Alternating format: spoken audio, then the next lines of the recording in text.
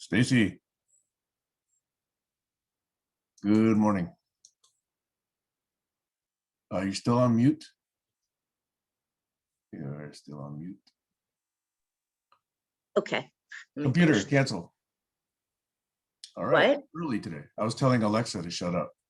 Oh, yeah, I was just on the phone with Barry and I was like, we better get to the call. Hey, your camera's better today.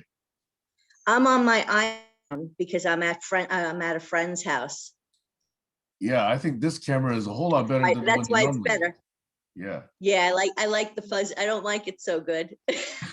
Come on. Come on. And it's not comfortable to sit like this either. I sent you a message in Zulip. Did you get it last night? Oh, congratulations on your daughter's graduation. Ah, thank you. I saw it this morning. Thank you. Okay. Yeah. That question, that was one that I think is for, not necessarily, sometime in the future, because that's really what happens, like even when we talk about these conspiracies or just dealing with people. Yep. Why do they take it for granted? Because it fits the pattern. So there's no reason to question it. It's sort of like what we naturally do, Yeah, just as long as we're considering all sources and being critical in our thinking. Yeah, but what my point is that, among friends and in relationships, when certain things are said, like we're focused on questioning something else, or we're focused on our emotions, or there's so many pieces of data there that we don't necessarily stop and say, well, wait a minute, is that even true? Right. I mean, you know me, normally I do that. I mean, Right. Colin made the post about Doug, and the first thing is that true? Yep. Yep. Yeah, there's definitely some surprising moves afoot, of which I am clueless. Because welcome to the club. Oh, I can't see. Hold on. I have to change my view. I didn't even know Barry was there. Because there was nothing to, because it's, the first thing I did is I messaged Doug, because what happened is I tried to post my comment and I got a message saying that it wouldn't be posted. And so I sent that picture of the comment and my comment with the red mark that said you can't post. And I asked Doug if this is true. And he said to me, no. As I forgot we're being recorded. Basically, he said that this was Colin projecting what he thought to be true. So then I went through a whole thing with Colin. It's happening a lot. Yeah, but Colin will bring it up today because he said we'll work it out on the call.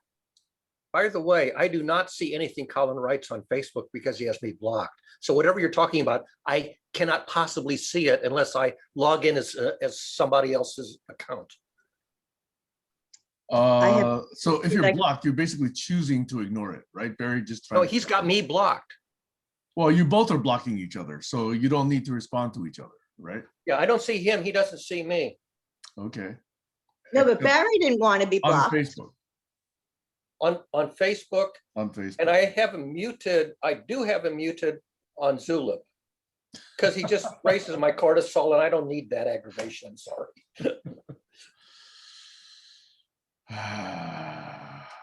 So whatever he wrote on Zulip, I'm not seeing that either.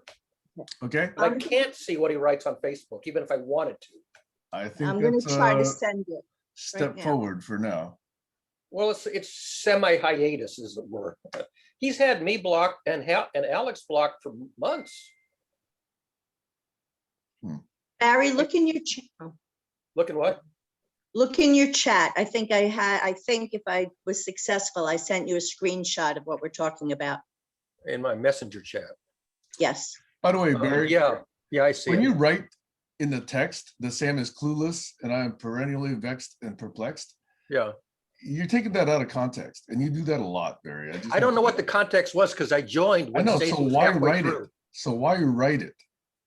Oh, because clueless and vexed and perplexed are overlapping synonyms. Right, but the clueless comment was regarding Thursday Doug activity, and that's something you forgot to include. No, I never heard that part. I joined know, late. that's why I'm saying, why do you include stuff when you actually haven't heard the whole thing? Because I'm hoping to get filled in on the stuff that I'm being left out of. I'm just observing that you do this, in my opinion, pretty frequently. Yeah, because I'm interested in words which have similar definitions, but maybe Right. arise from different contexts. But understand the context, please. I don't have the context. Exactly, so ask. Well, I'm not going to interrupt you. Well, then, I can't, Can you the thing is, withhold- Sam, can you I withhold don't the have a writing? tape recorder up here. If I don't jot down a note in text that I can go back and read, after about 5 minutes, it's gone. Right. But when you write it down as if it were something you believe, as in Sam is clueless. It's in quotes because you said that, or somebody said that. Maybe Sam. I did say that. Okay. But I'm just saying that when you write this stuff down, it has implications and connotations. And so the context is important. The context is I'm vexed and perplexed. I don't know what Well, you're that part is about. fine because you can say that, but you also said Sam is clueless. Yeah, and I put that in quotes because that is a quote.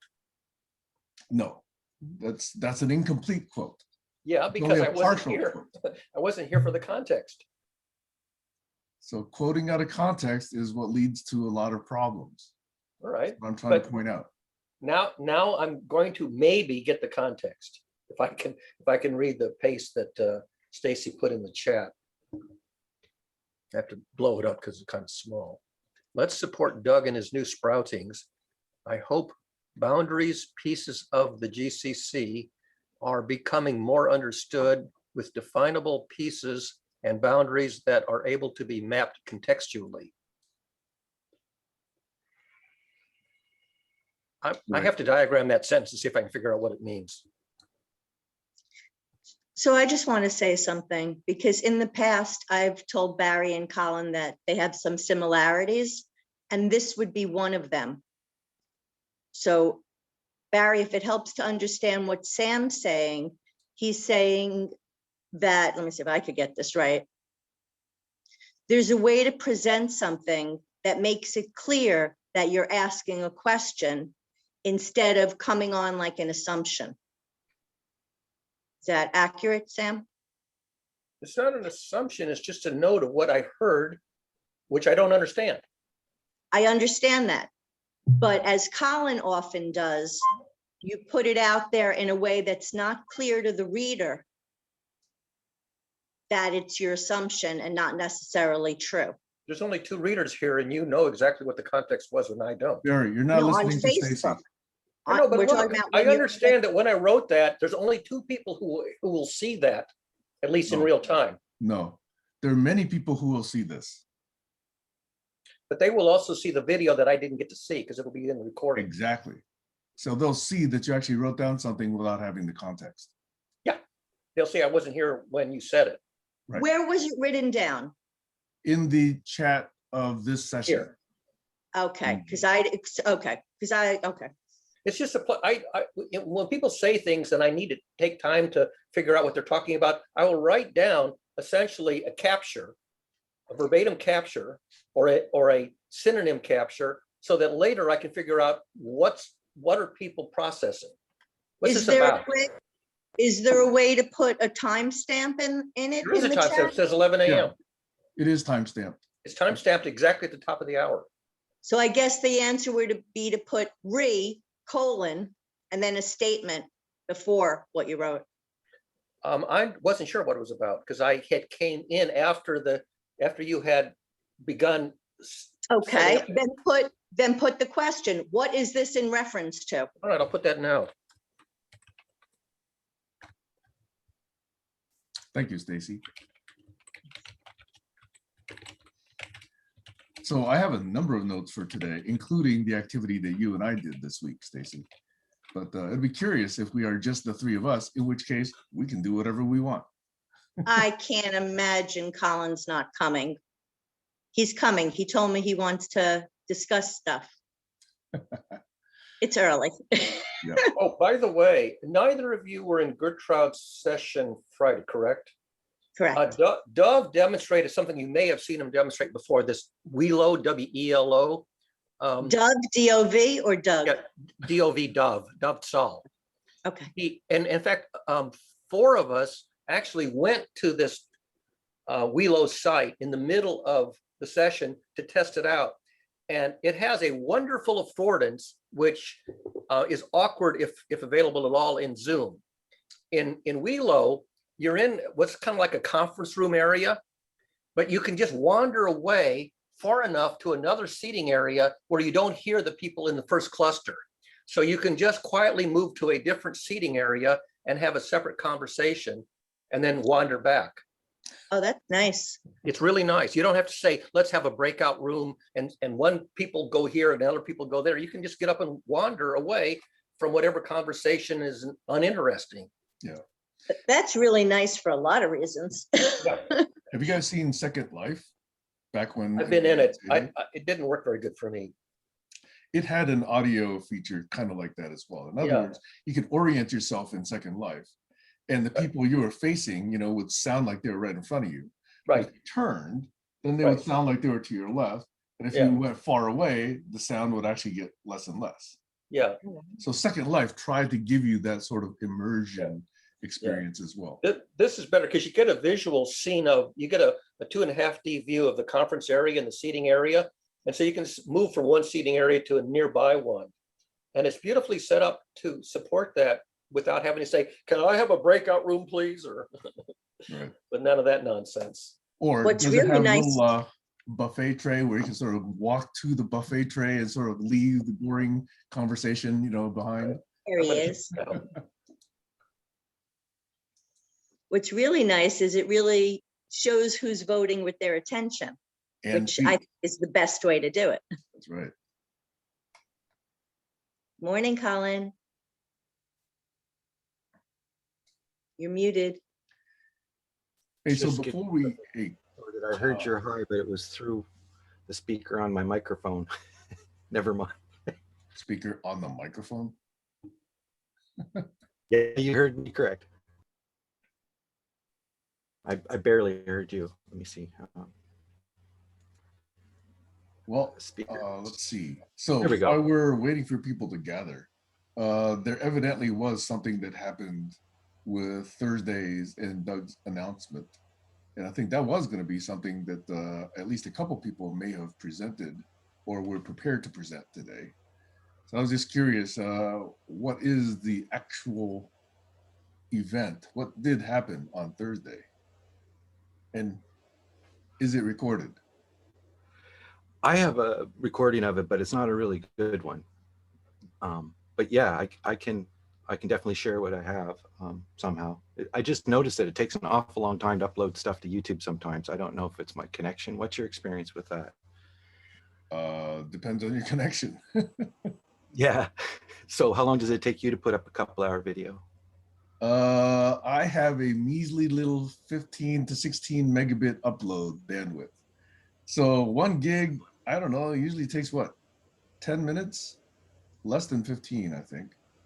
Yeah, I think my wireless card needed to be rebooted. It was just an anomaly. It took me like 25 minutes to upload a 6-minute or 4-minute, 6-minute video. That was something weird going on. Yeah, that's definitely anomalous. Yeah.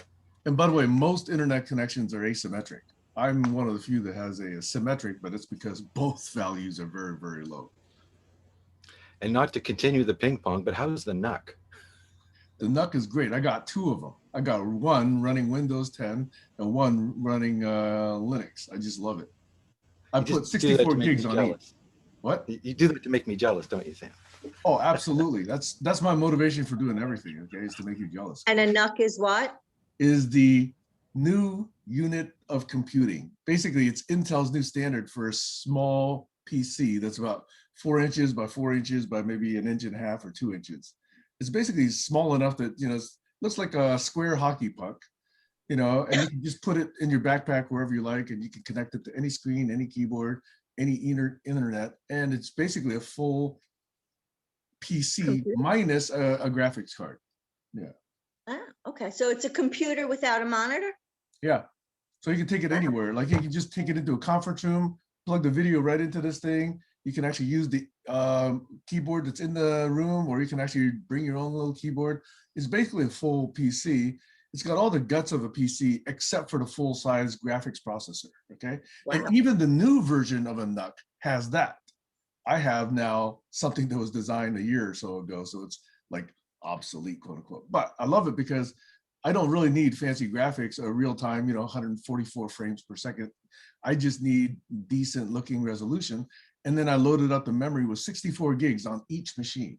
So I have a Windows machine with 64 gigs, a Linux machine with 64 gigs, and I'm just swimming in memory because I just hate being limited and having to swap my apps. So anyway, I'm much happier now that I bought all this, and I never use my work issue laptop because they gave me an 8 gig laptop. I had to spend my own money to upgrade that thing to 32 gigs.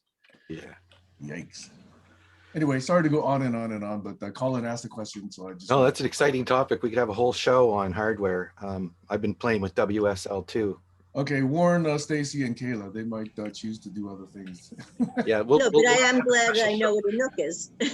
I'm Yeah. happy with that amount of The information. new unit of computing. I've actually been encouraging Barry because Barry likes using old PCs, and I just encourage him to get some new stuff lately. Oh, so it's NUC? NUC, yeah, the new Okay. unit of computing. Computing. Okay, cool. Barry, how much joy do you get out of keeping the old stuff running? 11. Yeah, I figured so. Another guy like that, is it Eric Rangel? He has a history museum of old PCs and stuff a little bit. I tried to do that one time, but I had to throw the mountain out. 10 meg hard drive the size of a Kleenex box, stuff like that. Yeah. Anyway, hey, Kayla, welcome. Oh, I can't see Kayla. Good morning. Oh, she's not on. Kayla was Good up morning. early. Yes, I was up early. And I was have listening to your conversation about old PCs. And I was just thinking to myself, every time I have a visitor come, they think that my rice dispenser is an old PC. Right? Yeah. Well, the You must have power back. Yes, yeah. Power came on yesterday at like 1:30 in the morning. Or no, 12:30 in the morning. Yay. okay, so the I important know, question, Kayla, is have you replenished your popsicle supply yet? Well, they're a little deformed, but they're still delicious. You didn't eat them. Of course I ate them. As a matter of fact, I had 2 yesterday, just in case. Make the best of it. Yeah. Exactly. So shall we do some check-ins and see what we want to talk about today? Sure. Okay, I'll check in. My daughter graduated high school yesterday. So Yay. it's kind of a big day. Congratulations. Thank you. Took the day off, took a lot of pictures. Now, well, attendant with that is also the fact that, in order to celebrate, my ex-wife came into town. So she's in town. And on Wednesday, she's actually absconding with Veronica. She's taking her down to California for about 2 weeks.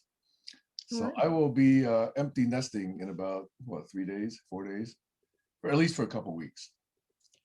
And then Ronnie will be going to Western Washington at the end of September. But we also have plans to send her to Hawaii to spend 2 or 3 weeks with my parents in Hawaii. Nice. So that's what's coming up. Lucky. You still have the dogs. That's the problem. I will probably have 3 or 4 dogs all to myself, for most of the summer. Oh, that's a problem. Well, it is a problem if I get tossed out of this house. I'm still trying to buy this house before the end of the month. So I'm scrambling to try and make that happen. So if I'm homeless, you'll be getting a phone call from me, each of you. I got a Not spare another bedroom. homeless guy. Yeah, that's right. I have my spare bedroom if you want it. All right, cool. See, Yeah, that's I the have kind of a vest- society I want to live in. I have a vested interest in you buying that home because I plan on visiting one day. Oh, that's Me why I'm showing these too. pictures. I want everybody to come visit. Imagine having these conversations around the fire pit out there, or around the fireplace that's upstairs, and just having these conversations over meals, over dessert. Oh man, I'm hoping that I can eventually enjoy some of the cooking that I see Kayla doing all the time. Oh yeah. Steak, Oh. crab. Oof. I would bequeath my kitchen to Kayla if I could. Only if Well, it's I'm here. not that Only great. if it's here. Okay. Yeah. Anyway, so that's what's occupied most of the last couple of days for me. Is Ronnie's now also got a little bit of anxiety about needing to adult now because she's now 18 years old. Cute. Yeah, I think we all went through that. Okay, that's my check-in. I got a lot of stuff to talk about, but that's more content for the session.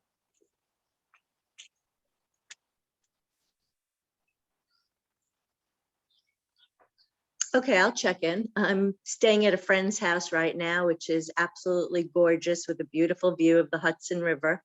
So I'm staring out the window, and I'm feeling really good. I feel intellectually stimulated in a way that I haven't felt in a while. And what I'm seeing is that a lot of the topics of different groups are sort of converging. And that's my check-in. Cool.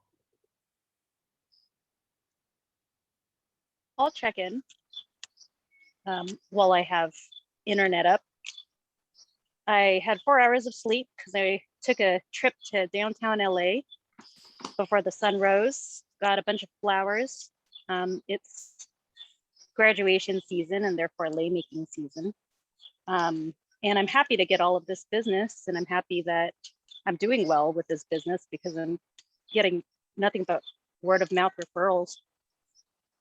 But unfortunately, it's kind of eating my time with the kids who are going to be leaving in about 2 weeks to be with their dad for a month. Then hopefully I'll plan to, do some backpacking or some traveling by myself or with me and the dogs. Otherwise, that's what I'm looking forward to, just trying to keep myself busy before I get sad that the kids are leaving. And then this weekend, I'm going to Los Angeles with my cousin, and we're going to some trendy restaurant. I'm not into trendy restaurants, but she is. And so just very happy to spend the time with her and her 2 gorgeous daughters.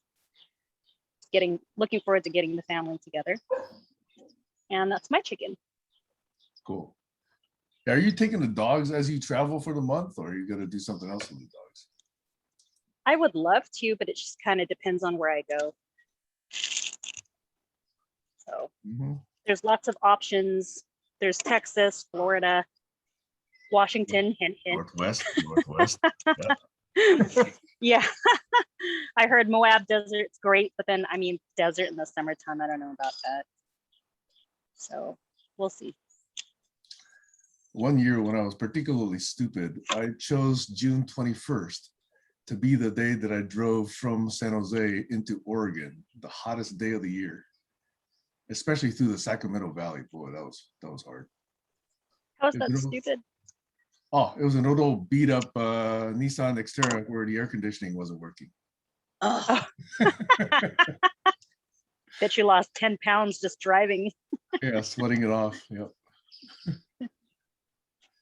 Yeah.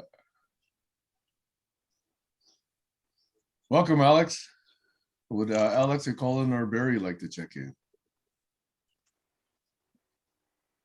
I'll just say what I said yesterday, that a lot of us, including myself, appear to be in a phase of transition, partly because the lockdown is coming to an end and other activities are coming to an end and being supplanted by new activities. And so we're all in the kind of this transition phase, which I think is a good thing. I think people were sort of getting stuck in a routine during the lockdown, and things were kind of winding down and having run their course and sort of no longer making any net progress. So I think transition is a net positive thing, and a little bit scary. You're not sure what things are going to work out, but generally speaking, there's more upside than downside.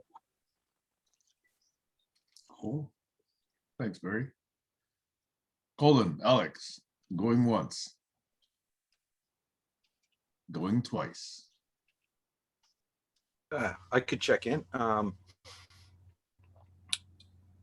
Yeah, things are getting interesting. I'm looking for a place to move into now. The place where I'm at, they're changing the contracts, so I don't have $1,600 to pay a month for this place. So yeah, COVID has changed a lot of things. A lot of rents have skyrocketed. So we'll see what happens there. The rents are quite high where I'm living. They've jumped quite a bit in the last year or so.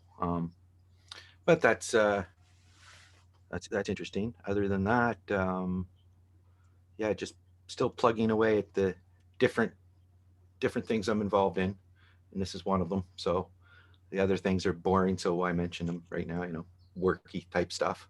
Unless we actually want to break out and have a tech geek show, then I could I could talk about all kinds of things I'm doing right now. So anyway, I'll just check in with that. Thanks.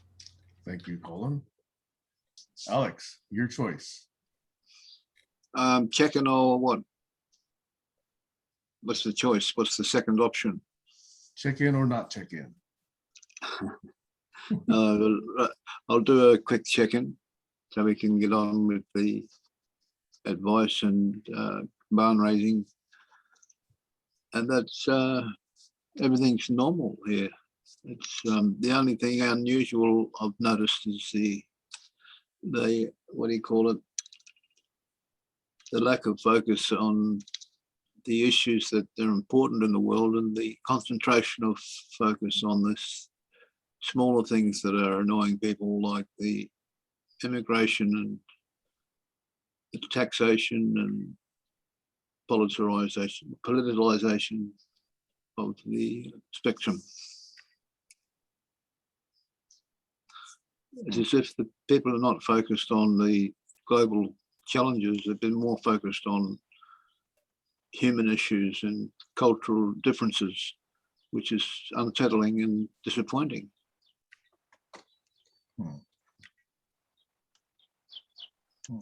So that's it. I'll just work away day by day, trying to get my book finished and see what happens. Okay, thank you. All right. Well, we can go into a round of topic raising if we like, but I had one question, which is people have been making references to Doug's announcement on Thursday, and since I wasn't there, and there seems to be a little bit of back and forth on what exactly was announced on Thursday. I was wondering if we could just spend just what, 2, 3, 4 minutes, no more than that, on what was the announcement and why that's significant, because I think people were taking it as a significant announcement. So I just wanted to see what that was, if that's okay. Well, I'll go first because I'll say what I believe to be true. I believe that it's Doug's intention to put it out there that if no one wants to step forward to take Thursday's open conversations as their responsibility, he will either stay in that time but rebrand the content of that show, or he might move to another time anyway. But if nobody steps forward, then he knows what he has to decide between. If somebody steps forward and says, I'll take over open conversations, then his decision is already made for him. Okay, fascinating. Does anybody else have a different take on that? Going once, going twice. Okay, because that's actually, from the way you say it, it resembles the kind of thing that I was saying for the last couple of weeks in barn raising. So it's curious timing. I was going to mention that too. Are you actually, though, how do you say, retiring from being the host of barn raising? No. No. Barn raising So would that's either the only continue. difference. Barn raising would either continue in its current form, or I would propose a number of changes. And if you agree, then we could actually institute those changes in barn raising. Or if those changes were not acceptable, then I would choose a new time, but I would keep barn raising where it is. Right. And I think the effect of that would be depending on the decision we have to make about Open Thursday, which is basically the question to me is, and Josh has brought this up before, that when Open Thursday started as a GCC thing, it was just kind of open, anybody could host it. GCC has always had the feel to me as nobody's really the leader, but some people are stepping up to facilitate. So, Sam has said, I'm hosting barn raising, but, we'd have to ask Sam, how much does he think he's actually leading this as opposed to facilitating people who show up? And so in that vein, I think it stayed quite pure. It's still about, facilitating people who show up. And that's what Open was, even more so that I wasn't there at the very beginning, but anybody could host it. So Sam does a little bit of that with offering, proposals towards us doing focus sessions. So somebody kind of moderates as opposed to hosts. So Sam still hosts the show, but somebody else does a presentation and tries to moderate focus. And, that was an interesting experiment. And I could see, teams actually moderating focus where, one person, anyway, let's not digress. So the point is that there's different kinds of formats that we can have. So if Doug is hosting Open Thursday, he didn't pick the name Open Thursday, and he no longer sees it as something that he wants to use as the label or the branding for what he's doing. So I think the big choice is not what Doug's going to do. That's already kind of decided, and what time he picks is, kind of just falls out of it. That's Doug's decision. But he will have a better idea if we decide whether Open Thursday, the way it is right now, is to be retired. Because, the difference between Sam's proposal is he's not retiring barn raising, at least not until it dwindles. So has Open Thursday dwindled into retirement? That's the question I have. And does it need to be hosted by an individual? We do need an account. So I noticed, okay, Stacy's hand is up. Then I'll go. Stacy, you go first. Yeah, I was just going to say that it's my impression that it's not so much who's going to be hosting as it is what's going to be discussed or what the boundaries are going to be. Because it appears to me, like I know I don't come as much because there's another call that I prefer to be on. And it seems that the conversation is not as rich as it could be. And I think that's where that motivation comes from, or at least in part where that motivation comes from. So it's not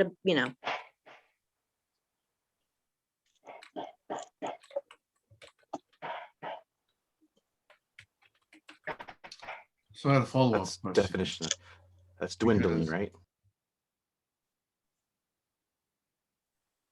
We're speaking at the same time, so I didn't hear you. Sorry, I just said that what Stacy said reminds me of the definition of dwindling interest. So if there's no interest, it can be retired. And Open Thursday is basically going away unless we see value in it. Okay, so my question, and it's probably has to do with something you wrote, if I'm not mistaken, Colin, which is you used the word proprietary with regard to that announcement. Is that true? And if so, what was that? Oh, Stacy just got bounced out. She's coming back now. And by the way, just for the record, we are talking about Doug, who is not here. But I am trying to learn things, and I'm trying to learn factual things. So that's why I'm trying to figure out what happened. So what was the use of the word proprietary? Yes, well, I'd have to go back and look. I don't have a transcript, so I can't search it. But the point I would like to make is when he said what he wanted to do, he was stating that he didn't pick the word, the title of the show, Open Thursdays. He just took over hosting it. So more of the fact is the term GCC. He said that, the GCC term itself does not really, the collaboration part of GCC is not something that he's actually looking to focus on. So he said, I might still keep the GCC label, but it's definitely going to be a change what he's going to do. So your original question was about proprietary. I think that's more details down within that I just dropped off, but he did use the word more of a proprietary thing, but he might have used it in a third level definition, not actually meaning commercialism. I don't know, but he's, Gertrude's show, I think, is proprietary because it follows a step by step by step protocol. So I'm thinking that might be maybe what he meant by proprietary. So I just dropped the word, I think, I edited the post. It was confusing. So I re-edited it. It's a lot better than the first time I wrote it. Okay. So anyway, I would watch that rather than ask here, but since you guys were there and I can't watch it, I'm asking. Stacy, your hand was up. Yeah, I wasn't there. I got this from talking to Doug. We had been speaking about something else and we discussed it. And my understanding is possibly the branding switch he'd want to make is nothing more than going from global challenges, collaborations to global challenges, conversations. Yeah, but I think all we need to consider ourselves with here is not what Doug's planning on doing, because he hasn't really unrolled it. What he's announced is he's dropping OT. So, and if nobody's going to pick it up, he's just probably going to next Thursday is just going to be draft one of his new thing, and whatever proprietary means, we'll have to look into the video that I have recorded. Barry may have a copy recorded too. I know he's using OBS as well, so he may know the answer to this. Okay, all right, that's enough for me on what was announced. Alex, you had something? The sprouting of other ideas that people come up with, even if they happen to be a host of one of the GCC night sessions, are things of their own making and development. They're not part of the GCC. So if you've got a sprout where you want proprietary rules and regulations and new naming regimes, you're welcome to do that. It's all part of the global sprouting of ideas that come from the GCC weekly sessions, open sessions and discussions. So that's not part of the GCC. We're talking about Doug's own private venture. And that's, if he wants to do it on that night, well, then he conflicts with the GCC. So he has to pick a different night to do it. That's all. Okay. So I can't introduce my venture P2TP on Wednesday night because it conflicts with the GCC. It's got to stay Wisdom on Wednesday and be part of that. Just to keep it separate. Over. Okay. All right. I might find out from Doug directly then. Okay. So Colin's got his hand up. Yeah, I just wanted to mention that I did map out somewhat the different pieces at play here. And I put it as a graphic in that post, the different shows. I don't know if I added Doug's new proposed show to the graphic yet, but Stacy's is there, mine's there. Alex's new show is actually in the green zone because it's on and going, it's running. Stacy's is yellow and mine's orange because I don't know how close mine is to being real. So, and Doug's could be there too, but Appreciator's Method is there.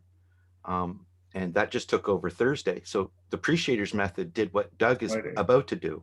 Yeah, sorry, Friday. But the Appreciators just took over Friday because Friday had already disappeared, I think. So it's just a good time slot. So nobody really had anything to say about that, but it's exact same kind of thing. Do we think that Friday was a good thing? And I proposed in that post that maybe we could use it for that Thursday for quite, just an open thing. But that goes back to, I think we missed the bus on getting a group account, because we have a group feel without a group account. So it's Sam's account, Doug's account. And when Stacy brings on her show online, if she does, there's a dotted line up to somebody else's account, or maybe she gets her own account. So, there's nothing wrong with that.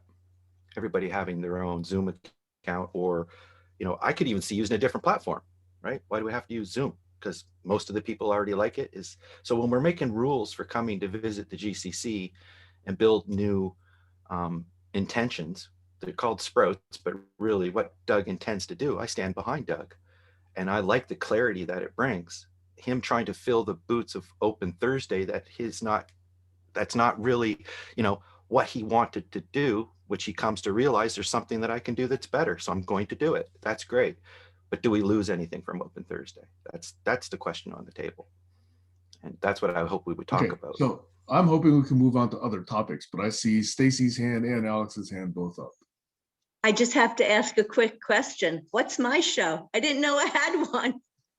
I'm Actually, confused.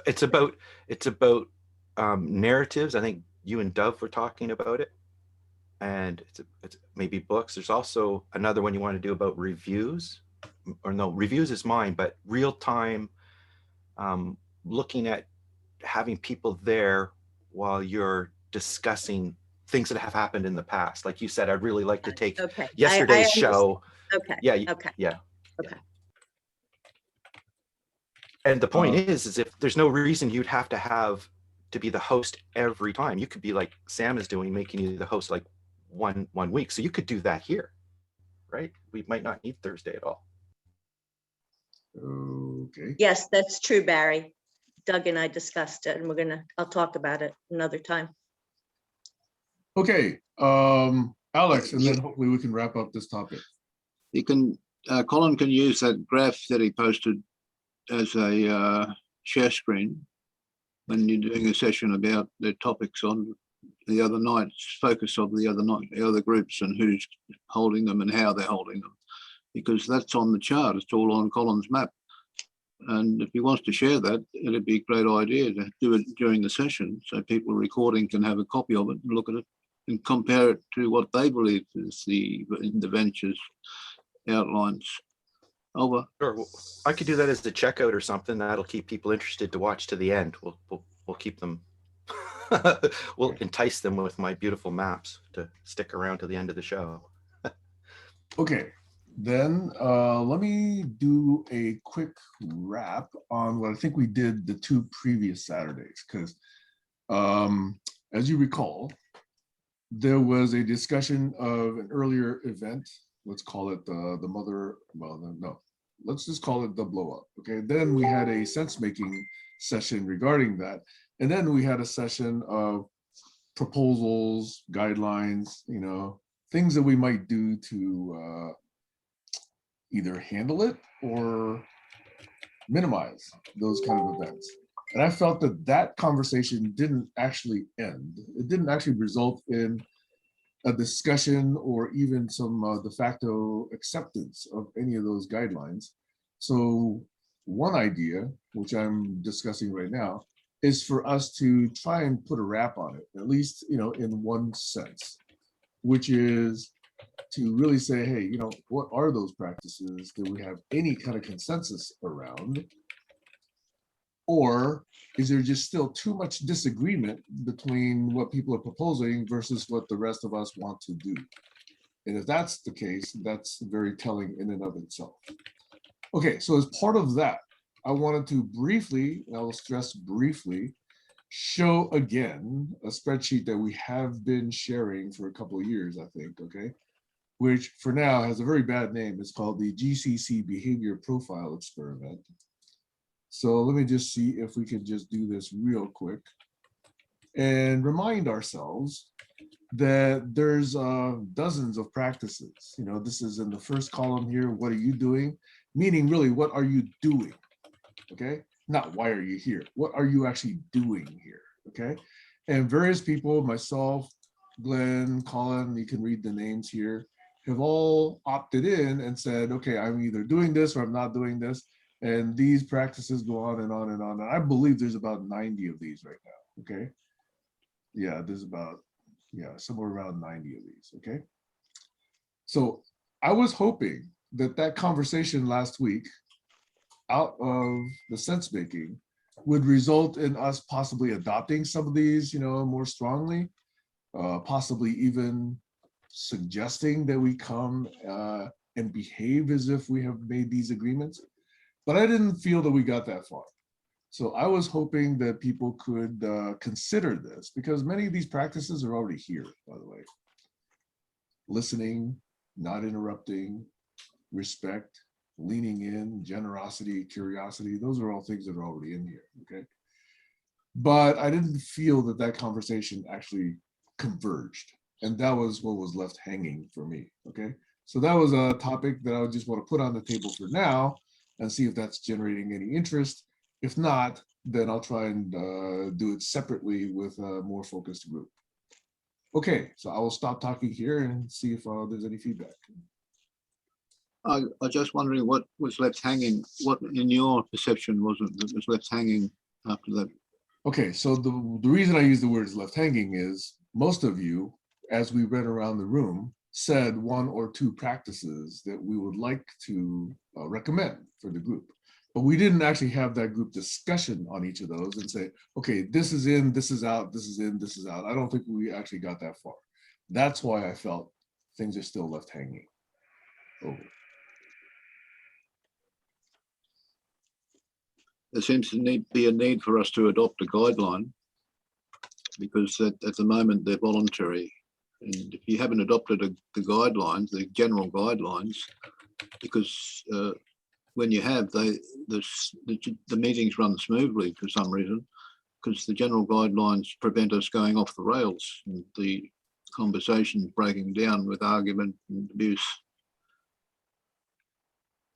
There's a lot wrapped up in that. The whole idea behind RFCs was also to determine how to determine agreement in a fluid time slot where membership is not entirely clear. So that's why RFCs were brought up.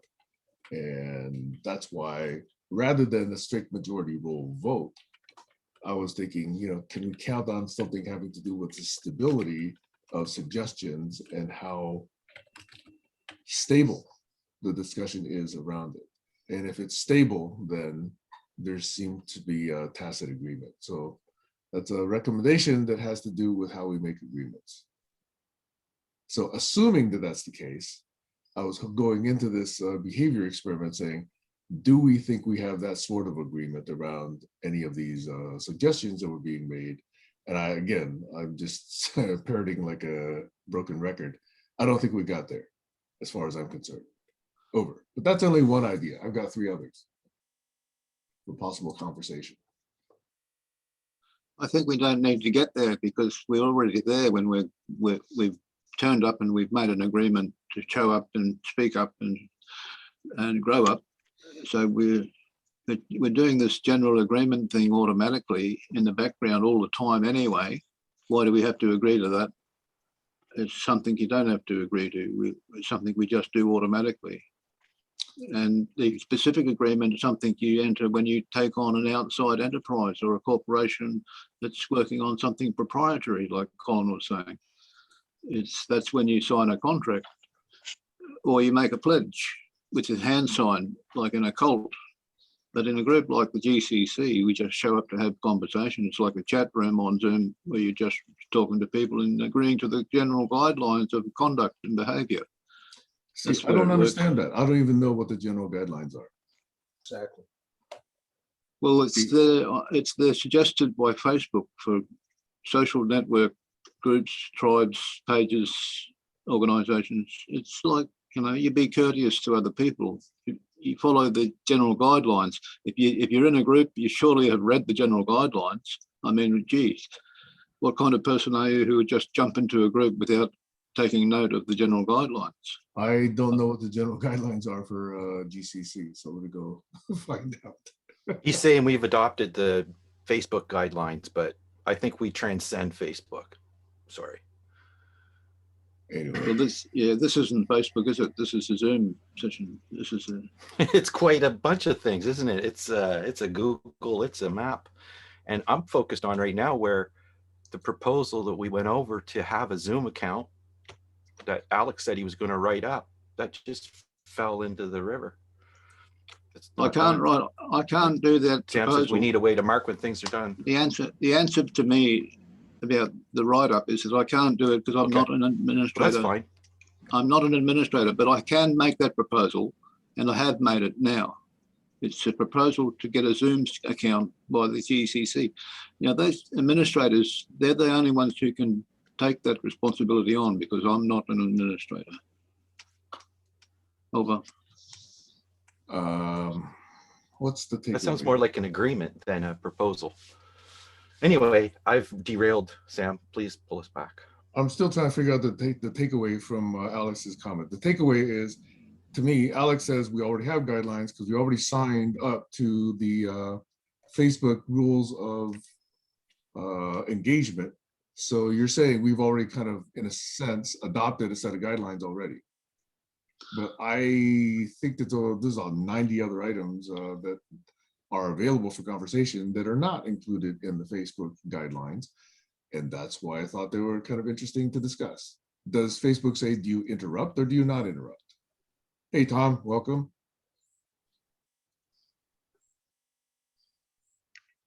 Facebook tells me that I should use the generally accepted guidelines for communication. Okay, I guess the implication by me is that those are insufficient. Okay. Because Facebook is not around to participate, so we don't know whether we're actually complying or not. I don't even have those top of mind. What I do have is about 93 proposals that the collected we have made and gathered in the spreadsheet. And so that's what I was thinking. Are any of those ones that we should be tossing out? Are any of those ones that we should be chiseling into granite? You know, so where's the spectrum here? It's about, yeah, Tom reckons it's about orientation. What did you say, Alex? Orientation that's what Tom thinks it's about. The way you orientate your picture on the screen. If you've got your eyes open and looking at Tom on the screen, you can see that something's moving. That seems to be the cam.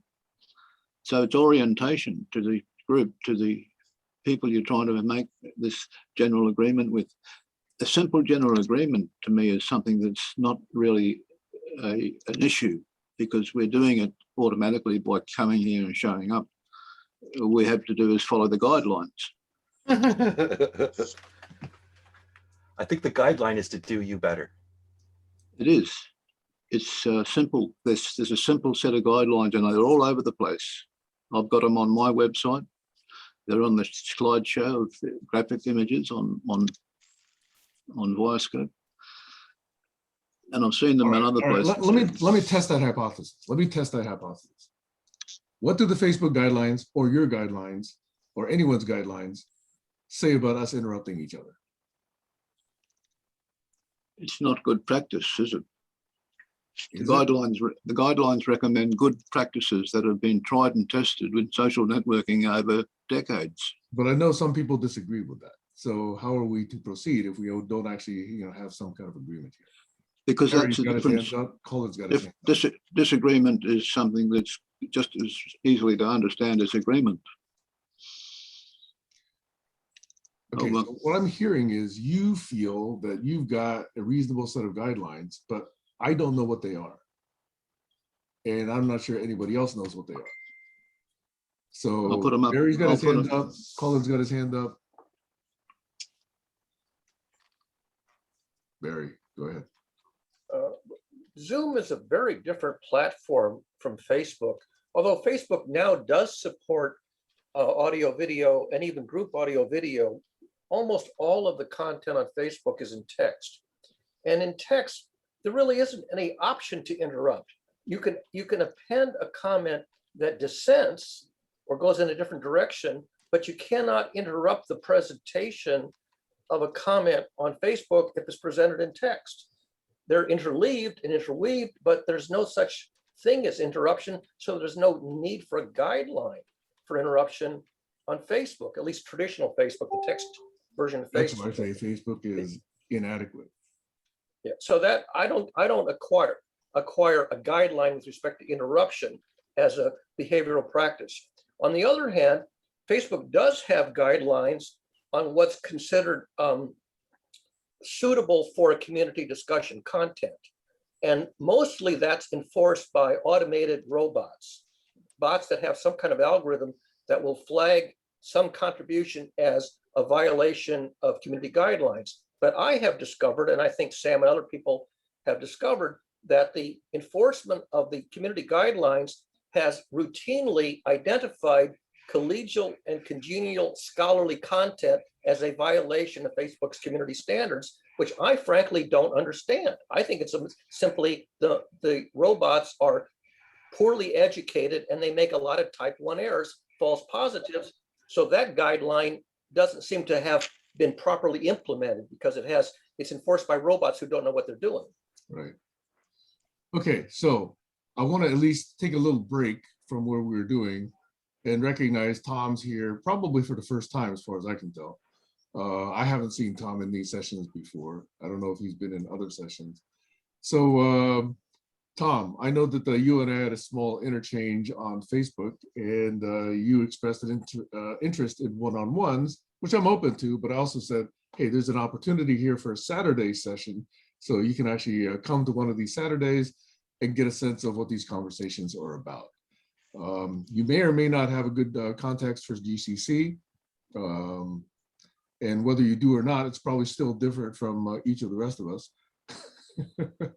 And I just wanted to say for the record, by the way, you're on mute, that we do record all of these sessions. So we do take presence as acknowledgement that we do record these sessions. So if you have anything that you're not willing to say on the record, please don't say it.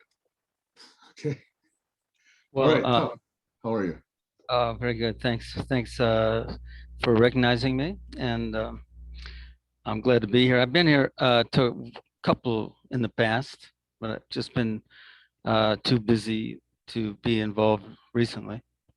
But yeah, I'm glad to be here. You know, I have a lot of ideas, but I don't get that much feedback from this group, which I'm puzzled about a bit.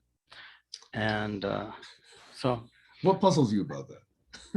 Oh, because I thought the group was here to try to help humanity in whatever way. And my ideas are all about that. And so, like, if my ideas aren't good, that's fine. You can just tell me why. And then I can readjust them perhaps. But to ignore them totally kind of makes me wonder, because I think they're pretty good ideas and I'm working on them. It's not just ideas, it's in process. So I would like to get feedback from people here because I have the idea that this is a pretty intelligent group and has a lot of experience. So it's kind of disappointing not to get much. I'm kind of curious about why there's so little interest in what I present. So Tom, there's probably at least 10 different answers to your question in the room, but I'll offer one quickly. I'll just say probably everyone in this room feels exactly the way you feel. That we each have good ideas and that we're each not getting sufficient attention from each of the rest of us. I call that one of my smart people problems, Tom. So there's a documented list of close to 3 dozen quote unquote smart people problems that I've been collecting, and that's definitely one of them. Okay. Well, I suppose that should be comforting, but I think it would be more advantageous if we acknowledged each other's ideas and remarked in some kind of way so that we could improve them or whatever. Okay. Hey, so I noticed Alex and Stacy and Barry all have their fingers up. So let's go Alex, Stacy, Barry, and then somewhere in there you probably want to respond, Tom. I'll be short. I was just suggesting that the barn raising session is a good place to bring your other topics and ideas so that you can show them to the other members of the barn raising group and get feedback. You know, that's why we're here. And what happens after that is what we call sprouting, where the people develop their ideas greater because they've gained some interest from having brought it to the GCC. Over. Okay, Stacy. Yeah, I just wanted to say that for me, my specific focus is on how to get people to support each other and other people's ideas. So that's my personal reason for not going so deep into the ideas, because I'm still trying to figure out how to get other people to want to rally around each other's ideas. Yep. Okay, thanks, Stacy. Barry, and then I'll respond as well. Okay, so I think Tom has identified an issue that I also ran into which is based on the name of the group. I thought we were going to talk about global challenges to humankind and civilization of the planet, as opposed to addressing more parochial, personal issues and things that people want to talk about locally. And what I did find, Tom, and you might find this if you don't already know about it, there is another group, and there's some of the same people. There's a chap named Jean-Paul Close and a colleague of his named Eugen Ottinger, and Heiner Banking is in that too. They meet on Tuesday mornings, and all they talk about is sustainocracy, how to create a human culture that is sustainable. And it's focused exactly on that one and singular topic.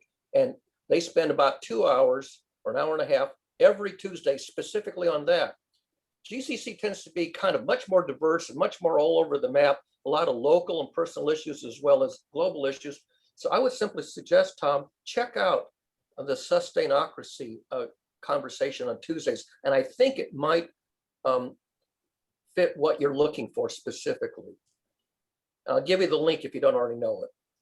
Okay, my turn. You're muted. Tom. Okay, so I'm going to respond to that. But Tom, did you want to say something first? Well, yeah, 'cause I have contacted them. I've been in contact with John Close, or I forget his name, but you know. Your microphone is very low sensitivity, by the way. Yeah, okay, wait. How about this? Does that help? Much better, much better. Okay. I was in contact a little bit with Mr. Close. I forget his first name. Jean-Claude? Jean-Paul. Jean-Paul. And yeah, it seems like they're doing something similar. But one thing that if I recall, that they're more or less fixed on their idea, and although I agree with most of it, I think it could be improved. But I don't know how open they are to that. But I'd be happy to talk to them on Tuesday if you send me that link and see if it's possible to collaborate at all. All right, let me then say two things, okay? As part of this quote unquote barn raising forum, which is always on Saturdays for me, okay? We do from time to time take entire sessions, you know, the 2-hour session, and ask someone, hey, would you like to go deep? Would you like to present your ideas and get a lot of feedback from the 8 to however many people are in attendance? Would you like that feedback? Would you like to go, you know, 90 minutes, 105 minutes, whatever, and then get some feedback? So that's point number one. That's always available, okay? Point number two goes back to the origination of GCC. In other words, there is the word global in the name, but it does not mean that we're doing what the 17 SDGs are as identified by the United Nations. The original idea, written in a proposal, was when two people get together and each has a good idea, how do we ensure that those two people interact in such a way that they result and co-create a better idea? We don't understand that phenomenon. If we can understand that phenomenon, it would go a huge way towards us understanding how to do collective intelligence. But right now, as you say, Tom, you come with some ideas, other people, you know, basically say, hey, you know, we're too busy to hear those ideas, or two people come and each is trying to enlist the other in their own. That's another smart people problem. So the basic genesis of GCC is, how do we get caring, warm-hearted, really concerned people to work together so that their good ideas co-create something better? Now, that's a meta phenomenon, okay? That's not about water purification. That's not about food diversity. That's not about equality of rights. That's not about, you know, deforestation. We think that each of those SDGs could benefit if we really truly understand how to do collective intelligence well. Now, a lot of people mischaracterize, and I'll just go ahead and say, Barry, I do think that you mischaracterize, okay? What GCC is, if you don't recognize that this was the origination of GCC. And talks do go all over the place because people come with different backgrounds, different values, different principles. And so we're all trying to figure out, how do we listen? How do we lean in? How do we co-create so that something better pops up? Well, I Not think that I'm going to come and tell you, hey, my idea is better than yours. That's the old model. Okay. That's where I can pay you. And now you have to work on my idea. We understand how to do that. That's a well-known model. Okay. So that's my response to what I've been hearing in this particular conversation. And Tyra, welcome. Good to see you again.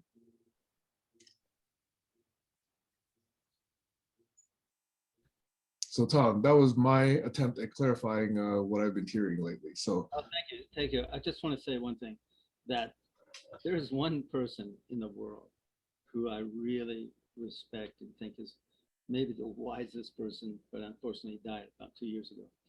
And he has the answer to all these things, except it's not an easy answer. It's called, his name is Marshall Rosenberg with Nonviolent Communication. And he is the maestro, or was, of how to talk like this, how to talk with different ideas, and to be able to do it in a civil and effective manner. But you have to really practice nonviolent communication. Get good at it.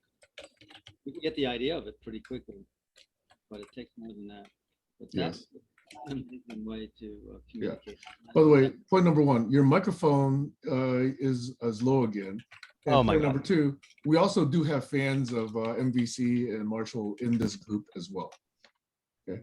Okay, I have to remember to hold my mic this close to me. No, I was just saying, I've been aware of Marshall Rosenberg since 1999. That when I met him in Berkeley when he did a workshop there. He also in many ways, but I just recently realized what a fool I've been not to really get good at that. That is such an amazing thing what he created, and that's what I'm going to focus on these next months. That's one of many things to focus on, to try to really get good at that. It's not easy to be good at it. I actually really, it's all about just being able to recognize person's real needs and feelings and to empathize. That's what it all comes down to. And he's the master of all time. So I recommend that, but it's not an easy recommendation for people to do right away. Agreed. Okay, so hey, Tyra, we're welcoming Tom, and since we haven't seen you for a while, would you like to check in? Good morning from Southern California. Hi, Tom. Welcome. Can I just quickly, since I'm a late gal to wake up this morning and miss the first part, where are you from? You look like you're in the tropics. I'm in Vilcabamba, Ecuador, in a treehouse. Okay, that's pretty darn close, I'd say. In a treehouse, lucky. Yeah, it's Sounds an eco community that I founded back in 2000, mostly Latino artist eco community. Oh, neat. I want to come to your eco community and be a Latino artist. Ooh, come on, it's open. Okay, send me the link. I want to check it out. And I see Kayla there making some beautiful leis. Those lucky kids getting those gorgeous leis, they're gonna feel like royalty. We grow those kind of trees that grows those flowers right here in Ecuador. Those beautiful plumeria. One of the names. Yeah. And the Pekaki, I bet you have some Pekaki there too. And No, some, not so much. I don't know what it is, but kaki? Pekaki, it's like a plumeria that just smells like what you would imagine heaven smelling like. Yeah. Nice. So it's good to see everybody. I've been kind of MIA, just trying to get my psyche and physical being back together after another just gnarly surgery, but I'm walking. I'm doing pretty darn good. I've lost 15 pounds. Thank you very much. I only have 30 to go. But I'm off to a good start, so I'm feeling pretty good. Urgh. So that's my update. My bones are working. My metal is in place, and just Wait, trying your to. metal? Are you a cyborg now? Might as well be. I mean, if only I was as smart as a cyborg. I'm like the dumb cyborg. I don't even know what a cyborg is. What is that? I don't Is either. that like a real thing I'm or just something out of kinda Star used Trek? to- Data in Star Trek is a cyborg. Half human or part human, part technical. Oh, okay, AI, gotcha. with No AI. worries. Or depending on how old you are, the $6 million man. Well, that's more like it. I mean, that's more my speed right there. $6 billion Which used to woman. sound like a lot of money, right? It did, didn't it? Now it's just like a down payment, Especially there where you are in Southern California. especially where I am, where houses are being overbid on by $300,000 to $400,000. Yeah. So crazy, Yeah. crazy times. I'm getting triggered. Yeah, never mind. Yeah, I'm you know, into- I have to say though, we went out last night in the city, and the city is popping. Everybody's out. Everybody is dressed to the nines and are out on the town painting it red, and it feels really good. It was just great to see. Every restaurant is packed. There are, you know, you can't get a reservation for weeks, and people are celebrating and really embracing life here in Los Angeles. It's been really good to watch. Spirits are up, possibilities are high. I think this city is just going to be on fire for the next year, which is great.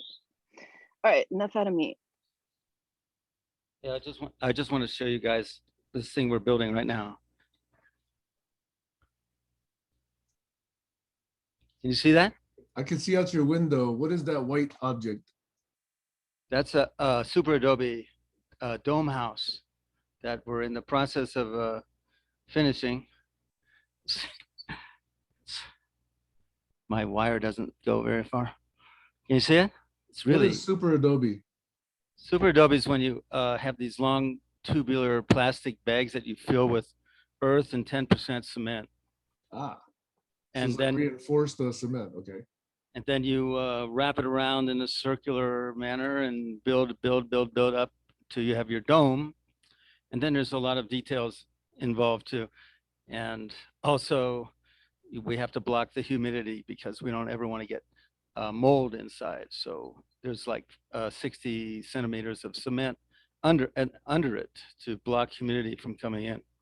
And there's a lot of little details, but we have like 3 coats of earth and 10% cement on the outside of the tubes, so you don't see the tubes very well right now, and then with a wire mesh, and then the inside has 2 coats, and then we still have to put plaster it with this special calc vivo that's called living calc that is really hard to get in Ecuador, but we're getting it from Quito, and then we have to cure it for 2 months, and then we'll put it on that'll be the final coat on the outside, unless we want to paint it, and that'll protect it from the rain and the sun. So, and then we have to do all the interiors. It's going to have 2 floors or a floor and a half with wood floors, and then a bathroom. That's the smaller dome there, which will have a ceramic floor, and it's to be used for a dark room for people to go in for 9 days to be in the dark without any sounds or any light, and see how that transforms them. And also we can use it as a house when we're not using it as a dark room. So Tom, I'm curious, would you like to take one of these Saturdays and present what you're doing, your ideas, so that the rest of us could understand it in some detail?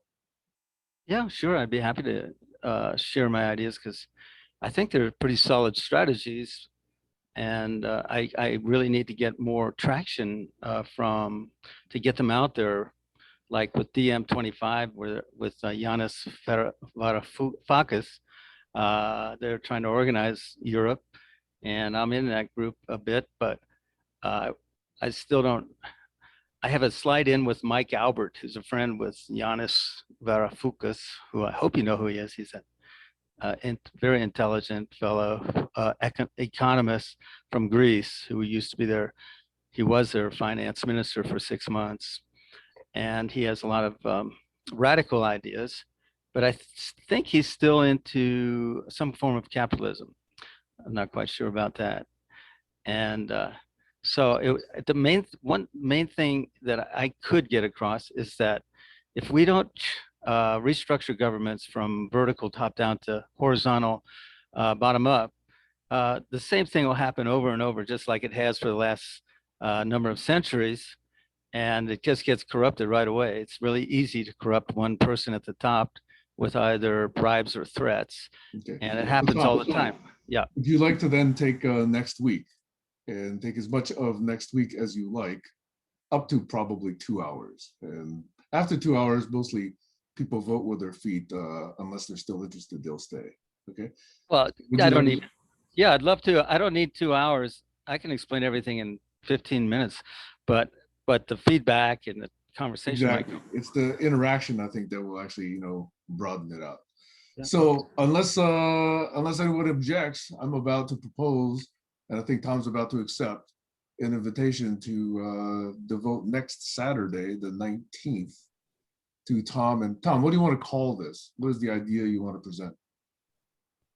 I call it Mofufuism. Mofufuism. Okay. It's his nickname. No, All right. no, that's just a joke. I don't know. I don't care what you call it, really. All right. It's Fine. really I'll call now, it it's in print. Mofufuism It's until in you print. change it. Okay. Mofufuism next week. Here we go. Okay.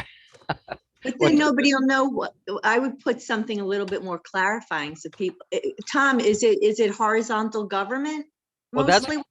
Well, not mostly. Actually, that's just one strategy that I think is pretty important.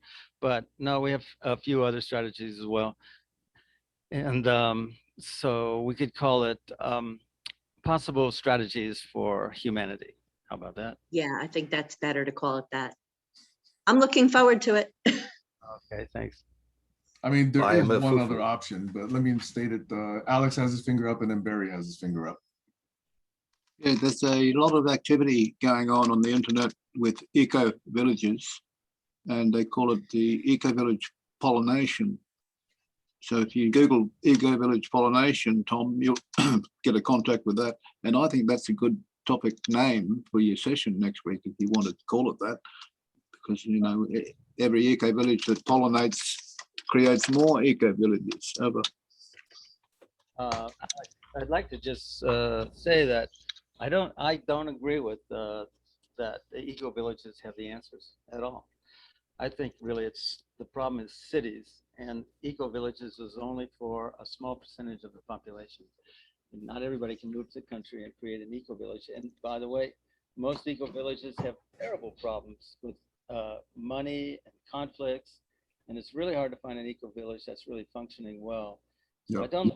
Eco villages have ideas like compost toilets, which we have, and alternative energy and regenerative agriculture. These are all good ideas, but they're not going to solve the problem, the big problems. So it's just, those are just little areas that need to be attended to. Like there's so many. So I don't look to eco village. We have a great eco village here, but it's not the solution. Right, forget it. So let me say this, okay? If we ask more and more questions, then we might as well do the session today, because we have 45 minutes. Tom says he only needs 15 minutes. I was going to give Tom the entire session so we could go into it with a lot of interaction. But if we choose to just, go into it now, we could use the next 45 minutes for that. Just a meta comment, okay? So Tom, depending on your druthers, we could let people continue to ask questions, or you could actually just wait and we could do this next week. Oh, I think it's better to do it right now. Okay, all right, resolved. Anybody object if we take the rest of the session and do Mofufuism for the rest of the session? Okay.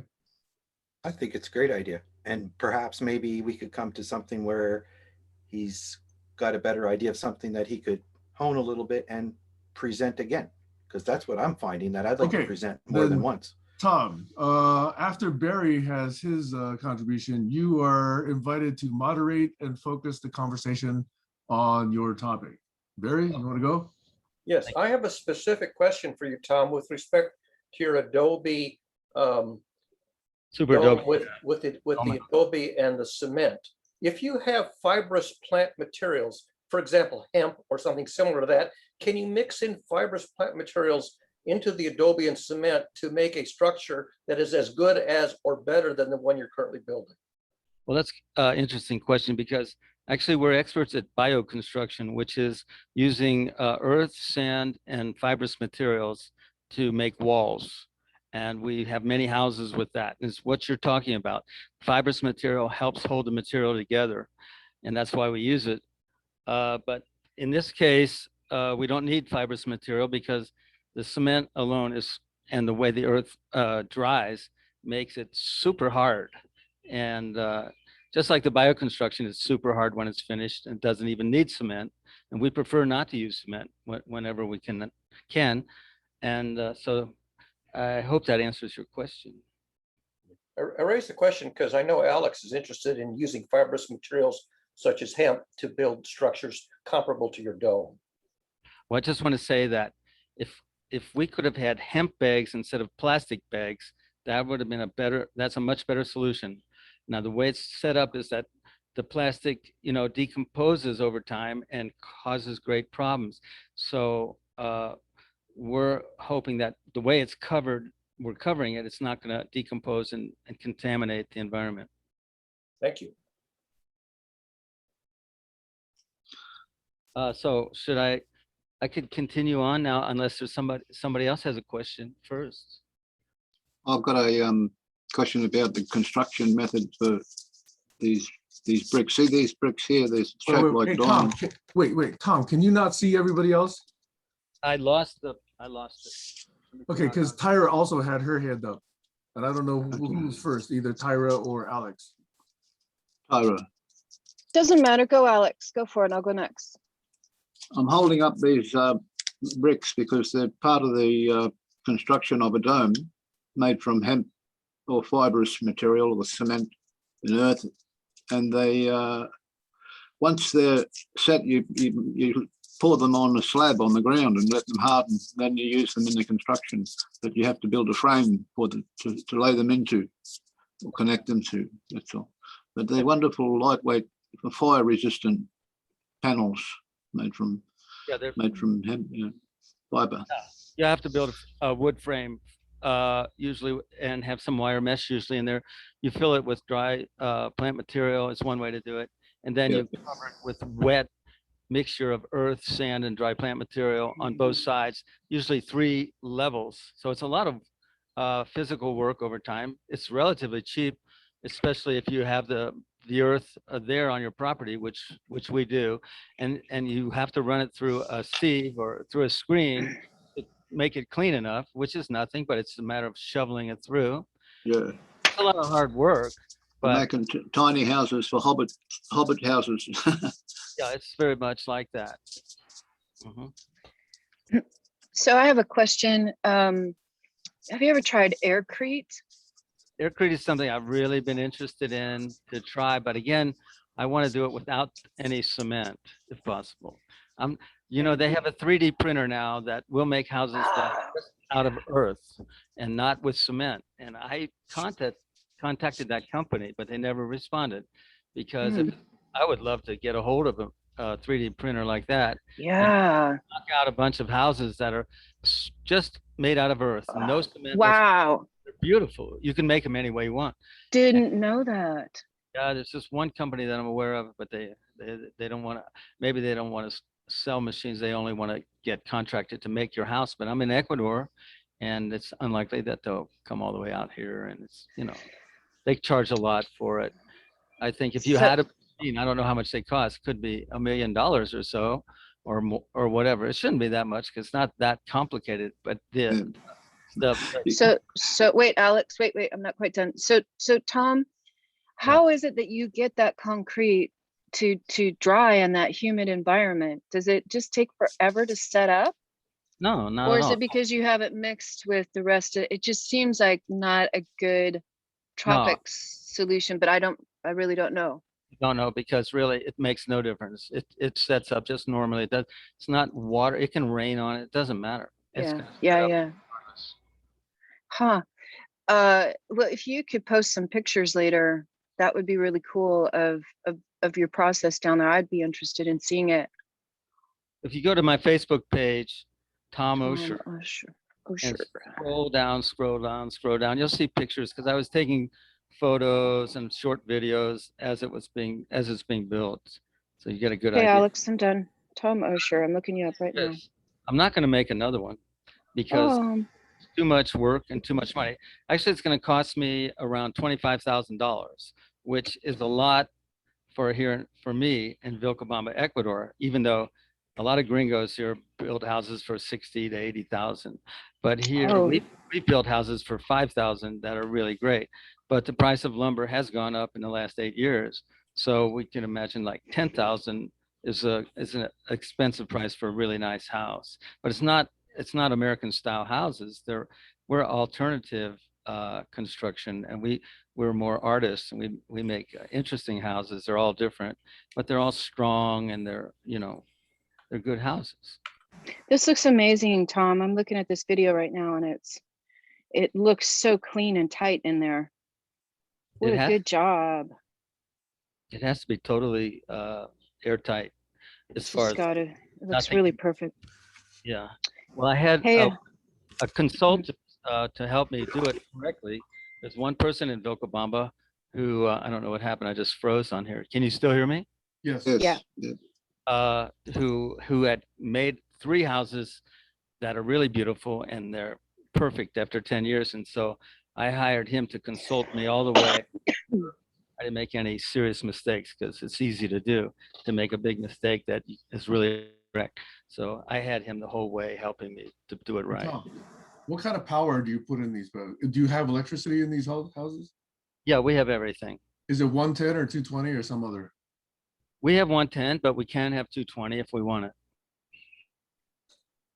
And then how do you get internet there? We have a local company here. We're a small pueblo of about, nobody knows exactly how many, 7 to 10,000 people maybe. And they supply the internet for everybody. I have fiber optic. We have both Wi-Fi and cable. I want to have internet everywhere on the. I really believe the internet's an incredible tool to have. Mhm. So just give me a sense. What kind of speeds are you getting, and how much do you have to pay for it? Out of curiosity. Well, we have to pay, the community pays for it, $85 a month. And the speed, I can't really tell you exactly, but we just did this renovation thing on it. So hopefully we're getting 10,000 gigabytes per what minute? Or I think it's improved vastly in the last week or so. We've had problems with it on and off. And finally, I think we finally got it all perfect, I hope. Like every day for the last month, we get it fixed, and then the next day they're telling me, no, it's not working. Then we get it fixed again. And it's just like, that's what drives people crazy. But I'm still barely sane from having to continually do the same problem over and over again. But I think we finally got it now. So it's good. Can you hear me? Yes. Okay. Because my camera froze. hey, Tom, I'm sending you the name of a Eco Village permaculture place here in Southern California that I've been following, and you might enjoy seeing what they're up to. They're doing a very similar thing to you. And I always really appreciate what they've got going on up there. So you might like it. I just popped it over to you. What's the name of the place? It's called Quail Springs. And I think, you guys, it's up where Joshua, like, kind of get the sense that if we were to go visit Joshua in the mountains, we'd drive by this place. And they actually do, you can go up there and do, you can help them. So I called them once. I'm like, can you take a handicap person? Can I just come and watch and audit? So, but it looks Could really be cool. tricky. Could be tricky. I mean, it's possible, but it's more for hardy people here because of the landscape and everything. But it's possible. It's possible because we are flat in most all the areas here, and we're in the Andes Mountains, so it's really hard to find flat land. But we are flat, except for one hill, which is no problem, and we have a river that goes right by us that we can drink.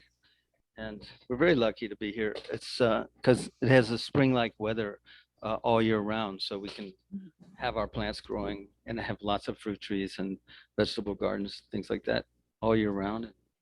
We're into regenerative agriculture, but we're still not great at it. But we're we're getting better and better. Maybe I need to design and create an eco village for handicapped people or for senior citizens that can't.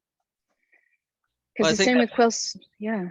that'd be a wonderful idea, because you could design it so that everything is accessible in wheelchairs and that sort of thing. Wouldn't that And be neat? be fantastic. And also, I was just thinking, like, I wish I could see a eco community that was just based on nonviolent communication, where everybody there was good at nonviolent communication. Because one of the big problems with almost all eco communities is personal conflicts, because Mhm. so many of us are raised in a traumatic, toxic environment that is like the North America, for example, that it causes a lot of issues for people to have trauma and other things, and it makes for difficult relationships. Mhm.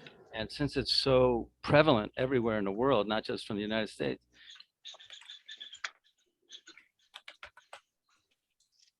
Did Tom just get disconnected? It's lost Tom. Well, I was just gonna say that. Sorry, Alex. I know you just popped your hand up. Let me just quickly say, I love the fantasy of living in a commune with a bunch of people I really dig, but I don't play well with others. I just don't. I'm an only child and I have an only child mentality. And it takes a lot for a community of people to live. My kids and my husband can't even get along in the same house. My adult, so to expect a bunch of people to come together and work cooperatively that way, I think is a tough stretch.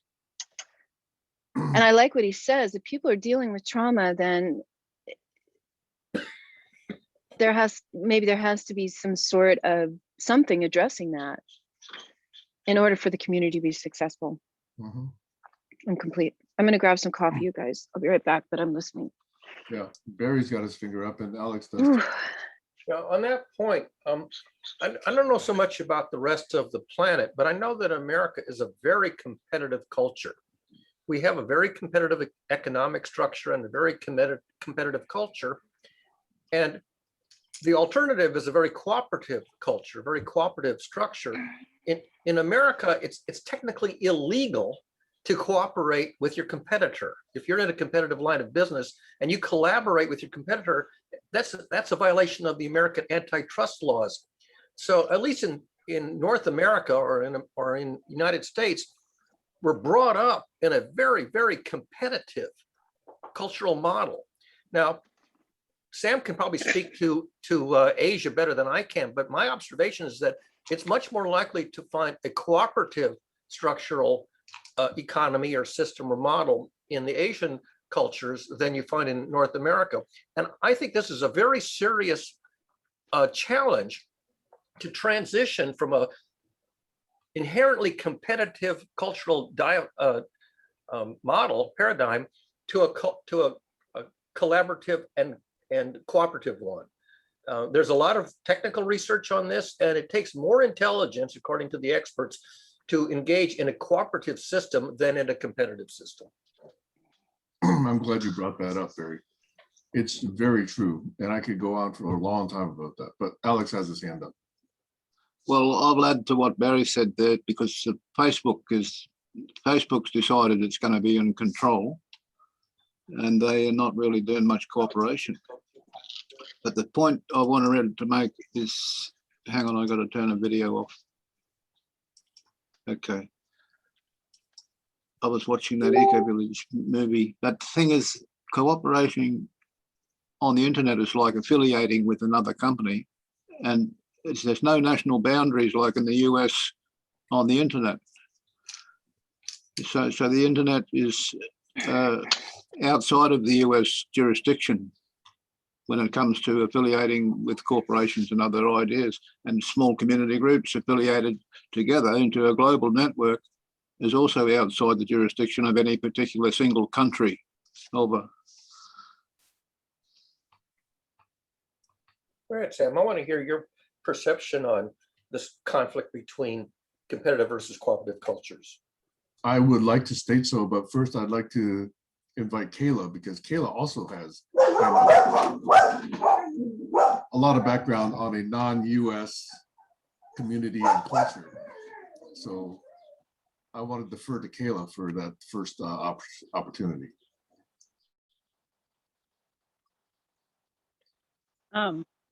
Sorry, I was eating. Well, I've got a lot of things to say about that. In the Polynesian community, it's very family oriented, but there are restrictions to that. The hierarchies are so much so where, you know, the respect is ingrained in you. And for the most part, it flip-flops between matriarchal and patriarchal, but it's more so matriarchal, which is kind of nice because you have that community sense.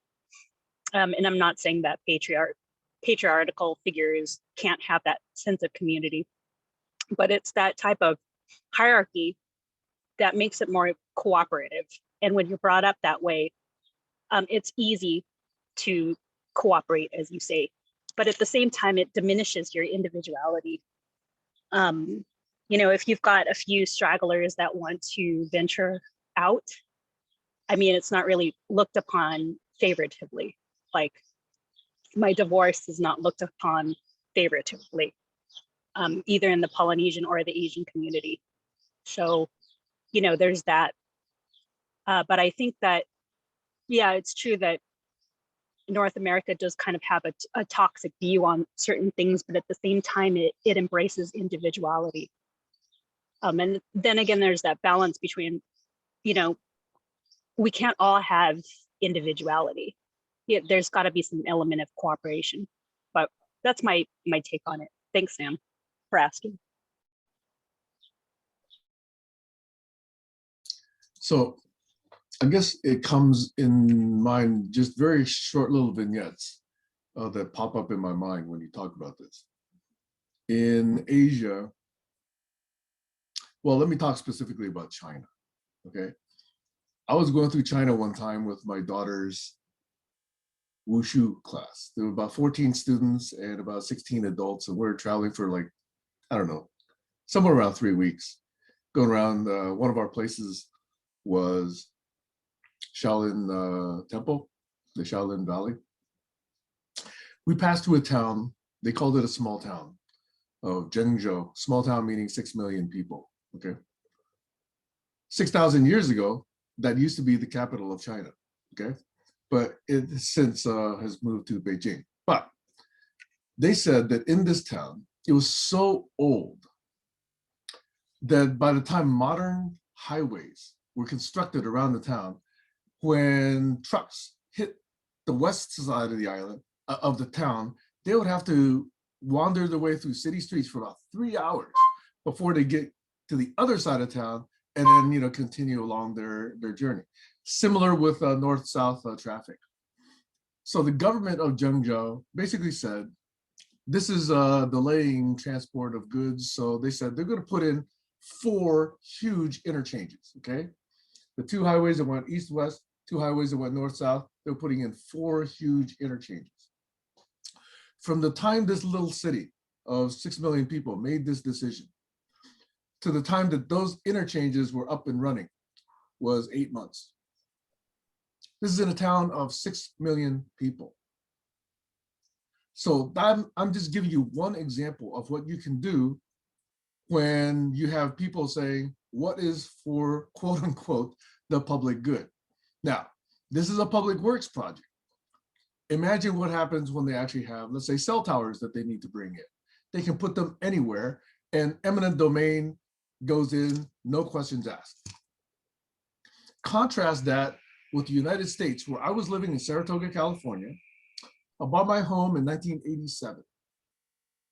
A few years after I bought my home, a highway was put in right behind my home. Now, I bought the place knowing that the highway was going to go in, but the discussion of rights and moving, you know, let's say, you know, nurseries out of that property took like 30 to 35 years. For them to clear that throughway, get people to move, pay them market rate, and build the highway, well, like 35 years. Contrast 8 months versus 35 years. I'm just giving you small little data points about what happens when you've got certain people, not, no, I'm assuming certain people think benevolently about the citizenry there, right?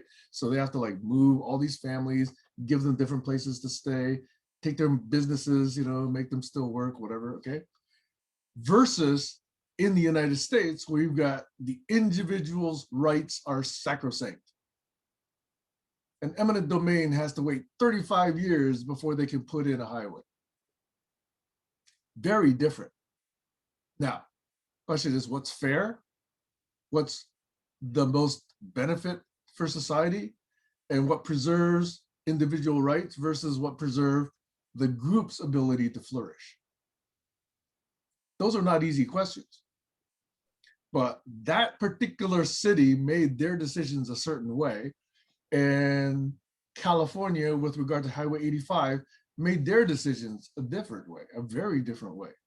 Now, if we have a sense of imminent, urgent danger, where I might actually raise my voice to level 14, okay? We're gonna hit a wall, climate change, overpopulation, you know, disparity of sustainability rights, all that sort of thing. We're hitting a wall. We're moving very fast towards a wall. In that case, do we still preserve and hold sacrosanct individual rights and wait another 35 years before something else can happen? Or do we really do the right thing fast? Very dangerous questions. I'm not assuming one way is right, one way is the other. I'm just observing that the speed by which community projects can take place in China blows the minds of the people in the United States. Again, not saying it's right, not saying it's wrong. I'm saying there is a difference. Now, in general, when I was in Silicon Valley, talking about what we need to do about internet, about shareware, that used to be a name, groupware used to be another name 20 or 30 years ago. Those are no longer in vogue. But now we have social network, you know, that's the new in vogue term, okay? Collaborative platforms is in vogue. When we have those things that said, how are we gonna get people to work together? 30 years ago, when I was trying to get funding for those kind of projects, everybody said, no venture capitalist would ever put money into that thing because it's not clear who's gonna pay for it. Sure enough, how many people pay for Facebook? And yet there are alternative ways that, you know, that can quote unquote be capitalized and monetized. Not saying that's right either, okay? A lot of bad things happen that way. You are the product that Facebook is selling. But I tell you, you know, 20, 30 years ago is impossible. And Doug Engelbart, by the way, found this, impossible to get funding on collaboration technology. Even today, the platforms we use for collaboration aren't built with collaboration in mind, mostly. Okay, these social networks I'm talking about. Collaboration is kind of a side effect that they use. There are true collaboration platforms like Asana, like Trello, like, you know, GitHub. Those, yeah, those are either built by very rich people or they're open source. I don't think they were VC funded. So the VCs who are capitalists take a long time to understand that collaboration is something we need to provide society. And unfortunately, it's taking way too long. Sorry, I'm rambling right now, but it was an answer to your question about what happens quickly, what happens slowly, what happens from when individual rights bump up against, you know, group benefits. Hey, my battery is about to run out, even though I'm plugged in. So if I drop off, that's why. And just don't want to be rude. Okay, and I'm sorry that Tom's dropped off and has been unable to or unwilling to. Yeah, I bet he's frustrated. Yeah. I bet he's bummed. You could turn off your camera, Tyra, if that will lengthen Maybe your that'll save it. Okay. stay alive. But then we don't get to enjoy Tyra's garden or yard or wherever she is. Yeah, well, Oh, I'm really enjoying my garden right now.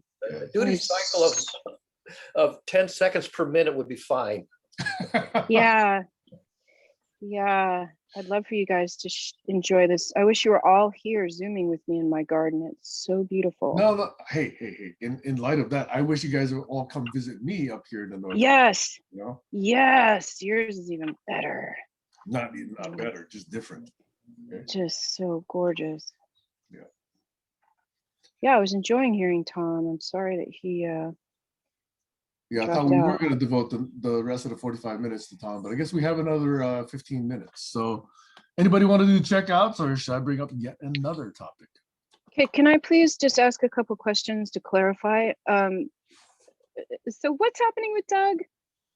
Is Doug leaving the group? Is Doug staying with the group? Is the group, I don't get it. Like that just seemed like, I don't know. Stacey, is Can that somebody your just, cue? can you please just say in one sentence, just one sentence, what's happening? Somebody.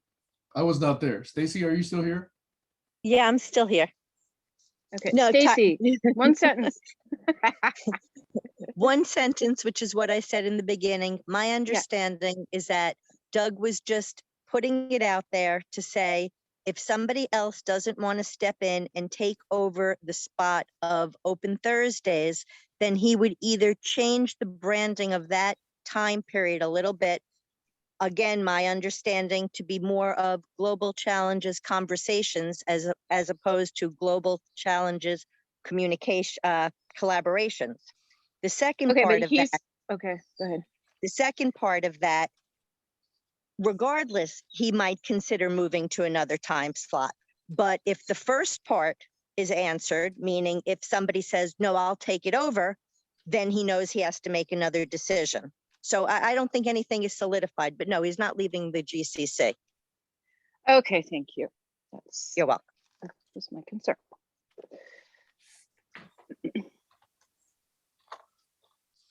I suggested that the change is a move from a circle where everybody's equal in the conversation on Open Thursday to a semicircle where somebody's leading the conversation as a moderator. So the people involved are in the semicircle, and they've got a person in charge who can refuse entry or moderate the person causing disruption. Over.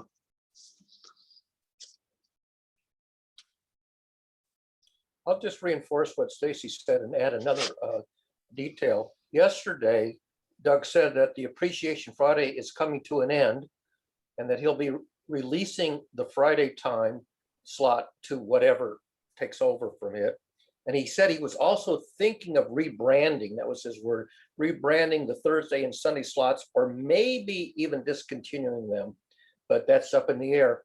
And while we were having this discussion yesterday, Doug Saul suggested that as an alternative to Zoom, which has a very fixed structure, there's a new system called Welo, W-E-L-O, which he demonstrated, and a bunch of us went for a few minutes to visit it. And it has some affordances which make it better than Zoom to resolve the issues that we have, where we only have essentially one channel going, where everybody has to be in attendance to everything at the same time. In Welo, it's like a conference area where you can have a little seating area here and another seating area there, and you can just quietly wander over to have a different conversation at the same time as another one is going on adjacent. So you don't have to say we need breakout rooms when people are having conversations which not everybody's interested in at the moment. And it's free. We don't have to buy a license. Doug Saul had set up a Welo area just for GCC, and it's open 24/7. He gave the link to it. It runs in your browser, and you go there anytime and have a little, breakout room. So would it be worth spending the next 13 minutes over there just to get the feel for it? Sure. I can give you the URL. It'll open in your browser. Now, you may need to be careful about turning off your camera and microphone in Zoom so that you don't end up with audio feedback loops. But let me just get the link here if I can remember where to put it. Is everybody okay with that? Are we okay just switching and trying that out? Because I don't want to cause difficulty for people who don't want to do that. I'd like to mention something first, though. It's because I can't figure out how to get there on my phone. I'd like to mention something first, though. I like what Stacy said, but she's looking at it from Doug's point of view, not from our point of view. So that's what my map is showing, is that, and what I just heard, I wasn't sure if there's something happening with appreciators, but definitely the Open Thursdays is going away. It's no longer going to be GCC, it's going to be GC Conversations, I guess. And what time it takes over, nobody knows. But the thing is, we should be focusing on the fact that it's retiring only if people don't have an interest in it. Now, I know Sam has a hard time going there. I, would have a hard time generally getting there on Thursdays as well, an hour anyway. Thursdays is a weird time. So, but the point is, does Open Thursdays that's the question. Do we want to, and that wasn't really discussed. We were discussing whether Doug was staying or going. I don't think that was ever a question. As far as what Doug wanting to reband and keep going, he's just saying, I don't want to hold the title Open Thursdays, record the videos, put the videos out, and host it. If somebody else would like to do it, that's fine. I think that's the end of the message. The rest of it is like the next part of what Doug's going to do, and that's up to him to announce that. And the interesting thing was, he said, and if nobody steps up to the plate, then this may be the last Open Thursday, which was quite, announcing to 3 people, him and 2-3 other people in the room. That's all he's announcing it to. So that's the part that got me, not that Doug's going to do something new. That's great. I'm all for that. Is, do we want Open Thursday? Or do I put it down here in the red pile with Friday experiments and the old unblocking? Because I believe unblocking has already morphed somewhat, and we haven't had that conversation. So this map just kind of shows us the cognitive layout of the different shows. Each one of these is a show. 1, 2, 3, 4, 5, 6, 7, 8, 9, 10. Well, I don't know how to count. Go ahead, Sam. So one question is, Josh is often one who touts the value of having Open Thursdays. Was he there on Thursday? No, he's actually been quite busy with his, I think his life's getting quite busy, but he likes to be there. He tunes in. He does a lot of things. He's a valuable member for sure. But yeah, I think it is going to dwindle, but we're not talking about it. We're talking about whether Doug's staying or going, and that's not the point. Well, you did bring up the issue of whether Open Thursdays is staying or going. And I don't have a say in that because I don't go to Open Thursdays, but I'm just saying one of the few people I know that talks about it is Josh. That's why I wanted to bring that up. Well, it's something, it's a kind of, I don't want to belabor this, but it's kind of a point, whether it's important or not, where were we doing it in the first place? And does anybody want to continue doing it? So yeah, it's just a conversation. And, Doug saying, maybe if Doug is just being very diplomatic and saying that, Open Thursday isn't working, so I'm going to change it or leave. I don't know. I didn't want to say that's the way he's talking. That's, that's putting words in his mouth. But you're definitely saying, Sam, that you're thinking about something new as well. And you're not going to be adding anything to the red pile, the retired pile yet. So that's a distinction to be made. What to do with Open Thursday. Are we just going to, do I just put it in the red pile now and forget about it? Because we're probably the last bastions of this conversation. So I did include Josh in the thing, and I did talk about the thing with Dove, because at the end we took off and we went with Dove, and I said, Dove, well, maybe you could take over and over Thursdays with this Willow thing. And with that, let's segue to Willow, because I've made my point that the question is not whether Doug is staying or not, it's whether we want Open Thursday or not. The question is, wait, before we go to Willow, do we need an app for those people that are on phones? Because that's going to be a delay if we actually do. It runs in a browser. I can actually share my browser window if you want to see what it looks like before considering going there. If that's okay, I'll just go ahead and share it. You can see what it looks like. Wait, so let's say, does anybody want to check out of this session? Does anybody really want to continue this conversation here? So Alex and Tyra? I'm going to check out. I'm down to 1%. Much love to everybody. Maybe see you in the morning. And let's reconnect. I haven't talked to you in a long time. I know. I've been a really bad friend and I apologize. We'll talk soon, okay? Bye, guys. I was talking about, I'm ready to check out too, but I just wanted to mention before I leave about Doug Doug suggesting that people who don't want to show up on Open Thursday don't have to. And if they don't want to show their image on the screen, they don't have to. But it's like a breach of the protocols that were suggested in the agreement. Anyway, that's it from me. Thank you. What agreement? And I'm gonna check out too. Before I get distracted, I have got to check out. But just good to see everybody, and I'll see you guys later. How early did you get up to get down to the flower shop this morning? 3:45. Holy smokes. Yeah, I gotta take the dog to his daycare and then prepare to spend the night in LA. Hmm. Wonder if I should put my fake lashes on or not. It's gonna take an hour for me to get ready. Bye, everybody. Okay, see you later. I See you later. And I would say that I'm happy to stay and see the screen share, but I'm not gonna try to navigate my way over there right now. Okay, I just want to show you what it looks like, so then you'll know what we're talking about visually. Yes. So let me All just right, go ahead. Barry, you're on. So you can see the screen share. This is just a tab in my browser that Dov Sol has set up this room in the Wheelo space, and it says here main circle. So the circle in the middle, which has got a bunch of chairs, and there's actually a place in the middle. When you turn on your camera, here's the camera and the microphone down here. When you turn them on, your little avatar shows up here, and also your video will show up at the top. And you can have a little circle where you're having a conversation. Somebody can be in the hot seat in the middle or not. There's also these little side rooms, and you can just wander. You can just drag your avatar image to any of these side rooms, or even here in the open, and you only can hear the people who are nearby. And you can just get up and reposition yourself any place you like.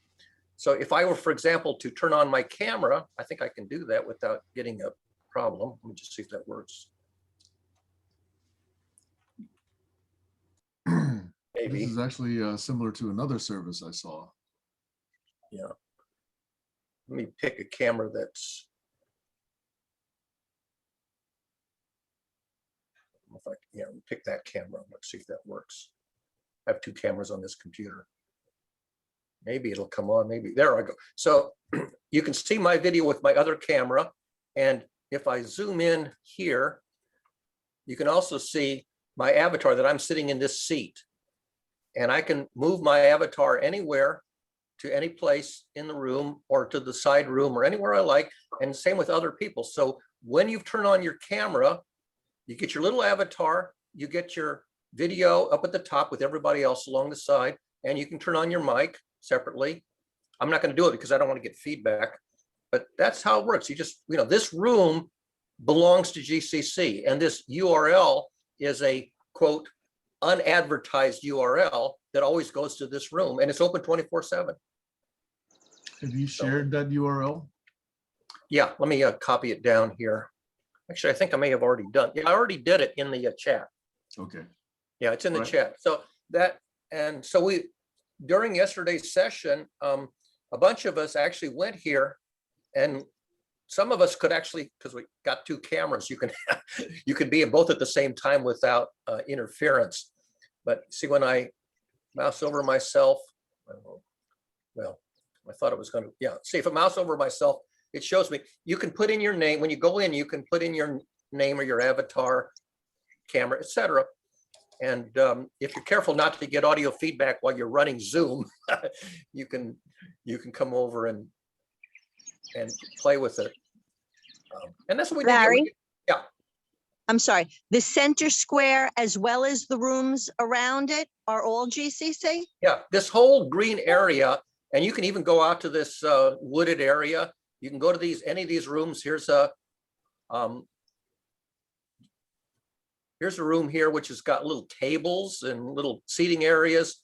These are little conference rooms. There's this main area. Any of these areas that you can wander off your avatar off to, and you pop yourself down, then you're in oral conversation with whoever's in that same little space. And each of these is essentially a private little conversation zone. And so you won't hear So- the people who are elsewhere. So for the sake of discussion, if I wanted to stop in and let's say you were there and I was sitting next to you, I could say to you, Barry, would you like to go in another room and have a discussion about the difference between authenticity and best self? Yeah, and if I agree, I'll just follow you over. You'll wander over to one of these other spaces or even outside, and we'll just, you know, sit down and have a little sidebar that doesn't disturb anybody else. And then when we're I done, love that. we can come back and, you know, I can either be the main speaker in the center, or I could be an audience, you know, in the circle or whatever, you know. Now, the And you- saying, get a Sorry? room, you two, takes on a different Right. meaning. Yeah, and if they don't get a room, everybody else can go to, you know, everybody else can say, okay, they're talking about some topic we don't care about. Let's go over here and, you know, have another conversation. And- Thank and- you. You know, you don't have to say, oh, you know, I don't want to sit and listen for 20 minutes to some dull, boring conversation that I'm sick of hearing, you know, so. And it's free, so you don't have to, unlike, you know, having to buy a Zoom account, you don't have to buy it. It already exists and it works. Here I'm running on a 15-year-old Macintosh, you know, in Chrome browser, and it works fine. Okay, is it free because Dove is sponsoring something, or is it just free because Wheelo makes it free? That's a good question. I think I could be wrong. You need to make sure that you ask Dove, because he created this room, but I think it's free. I could be wrong. I think it's free. Because otherwise, you know, how does Wheelo stay in business is one question. Good question. I think you better ask Dove exactly what if anything he had to do to set this up. But I come in as a guest, and I can, of course, put my name in, however I want to be known. Okay. And there you have it. You know, All right, is there anything else to see, or are we done? no, I with think this? I think I can end the share Okay, because there's nothing much else to see. I just want to let you know that I believe Tom rejoined. Is that true? He did. I let him back in. I think I let him back in, but I don't see him Yeah. yet. It's just 5 participants, so he's here. He's still joining. No, he's still Oh, joining. okay. He's in the waiting room, and the caption I says. thought I admitted him, but okay. It takes him a while for him to join. No, he's back again a second time.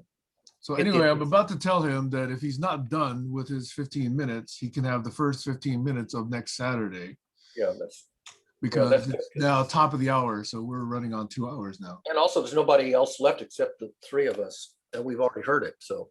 Hey, the three of us resent that we're nobody else. But you are nobody else.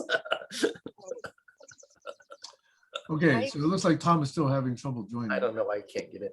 So one thing we can do, Sam, is for a session, not necessarily, Stacy's saying, Yeah, Stacy. Stacy's on the. she's sorry, what we could. Yeah, I'm sorry. we- I we didn't could hear what actually- you just said. We could actually schedule a time, either in the quote, the after show or whatever, just to play around, you know, see if people can get in to Wheelo and turn on their mic and their camera and, you know, just play around with it like we did yesterday. I mean, Gertrude came in for the first time. She had no trouble getting in and using it. The only problem is that if we were in both Zoom and Wheelo, we got to be careful not to have feedback. Well, I'm going to drop off now because my girlfriend is here and I'm visiting and I would like to see her. So although I love seeing you Yeah. I'm tomorrow. willing to do that, Barry. Let's do that a different time, because I also Yeah. want to do something. I think the dogs need to go out also. That's fine. Then do it now. There's only really 2 of us left now, so. But Tom and there it is. Colin and you and me. Yeah. but Okay. Have a good day. You can All right. connect. See you, Stacy. people We Yeah. actually didn't get around to Nobody's the there, just exercise that that- Stacy wanted to do today also, so we'll do that next week. Okay. Yeah. After, hey, Tom, since you're back, just wanted to say, if you feel that you were not done with your 15 minutes and the interaction, you can take the first 15 minutes or whatever you think you need next week. And then we have other topics that can stack up after you talk about your ideas next week. Okay. Okay, so I don't know if you heard that, but you're on mute and you're also not showing video. But other than that, I'll assume that you've got it. It's on the record anyway. Okay, any checkouts? I'm checking out. That's my checkout. Okay, I think Yeah. we're done then, right? Yeah, I don't really have anything to say. I was just hoping that we could discuss a little bit about the what to do with Open Thursday, and nobody really spoke up. So I think, Doug can take that as no RFCs at this point. I don't know how long. I've got no stake in Thursday since I don't attend on Thursdays. Yeah, no, I'm not really sad to see it go, although I would like to see other things form. And it seems like things are forming, so we'll just keep moving forward. And I'm only there for an hour because I have a conflict after the first hour on Thursdays anyway. Yeah, I think Doug's making a good move, and it's kind of exciting to see things progress. It's a good sign. Okay, I think we're done then. Unless Tom has something he wants to say. Okay, Tom, let's see if you're there. Going once. Going twice. Going 3 times. We'll assume we have connection problems then. Okay. All right. Bye, all. Thank you. Talk to you guys next week. Bye-bye. Bye-bye. Yeah, see you later.